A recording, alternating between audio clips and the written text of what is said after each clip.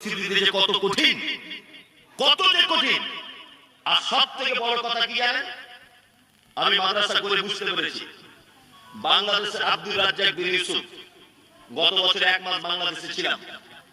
তা ওনার লাইভ ভিডিওতে আপনারা দেখতে পারেন। তা ওনার বোনের বাড়িতে জলসা, তা ওনার বোনের বাড়িতে রাত্রে আমি ছিলাম, মানে ওনার বোনের বাড়ির পাশেই। তা ওনার যিনি দুলা ভাই, উনি আমাকে বলছেন যে আমার শালার সঙ্গে একটু দেখা করে যাবেন, মানে আব্দুর রাজ্জাক বিন ইউসুফ সাহেবের সঙ্গে দেখা করবেন। তা আমি গেলাম। আব্দুর রাজ্জাক বিন ইউসুফ সাহেব তিনি অনেক বছর আগে আমার বাড়িতে এসেছিলেন, 2-3 দিন ছিলেন। যাই হোক, তা আমি আব্দুর রাজ্জাক সাহেবের কাছে গেলাম। মাদ্রাসায় যাচ্ছি গাড়ি করে 4 চাকায়। একটা মুদিখানার দোকানদারকে বলছি, আব্দুর রাজ্জাক বিন ইউসুফের মাদ্রাসাটা কোন দিকে? সারা বাংলাদেশের লোক আব্দুর রাজ্জাক বিন ইউসুফের মাদ্রাসা চেনে, সারা বাংলার লোক, সারা ভারত বাংলাদেশ সব লোক চেনে।